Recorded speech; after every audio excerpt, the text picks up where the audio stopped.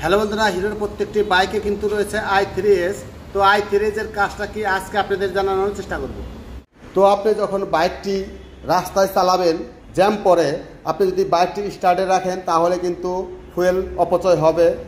আপনি যদি বাইকটি বন্ধ করে পরে সেলফ অথবা কিক দেন তাহলেও কিন্তু আপনার ফুয়েল অপচয় হবে। যখন রাস্তায় বাইক চালাচ্ছেন, রাস্তায় জ্যাম পড়ছে, তখন আপনি i3s এর সুইচটা অনে রেখে চালাবেন।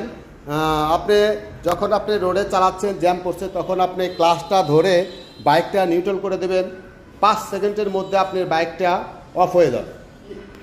জ্যাম ছেড়ে দিলে আপনি যদি সেলফ দেন ফুয়েল অপচয় হবে, আপনি যদি কিক দেন তাহলেও কিন্তু ফুয়েল অপচয় হবে।